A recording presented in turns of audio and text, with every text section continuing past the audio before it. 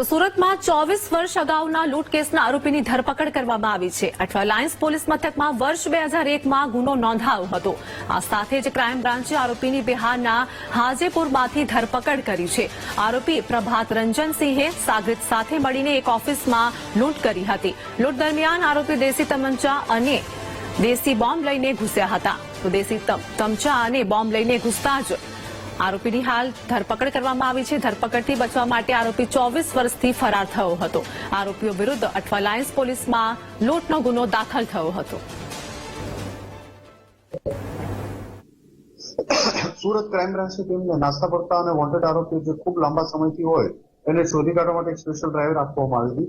એમાં સુરત ક્રાઇમ બ્રાન્ચની ટીમે બિહાર જે છપરા ડિસ્ટ્રિક્ટ છે ત્યાં આગળથી હાજીપુર ખાતેથી એક મોસ્ટ વોન્ટેડ આરોપી પ્રતાપ રંજન કૃષ્ણનંદન સિંહ ને પકડી પાડવામાં આવ્યો છે. આ હિસાબે 2001માં એમના મિત્રો સાથે મળી અને અઠવા પોલીસ સ્ટેશન વિસ્તારમાં એક ઓફિસમાં લૂંટ કરવાનો પ્લાન કર્યો હતો. લૂંટ કરવા માટે પિસ્ટલ, હાથ બનાવટો બોમ્બ વગેરે સાથે આ લોકો ઓફિસમાં ઘૂસી ગયા હતા લૂંટ કરવા માટે.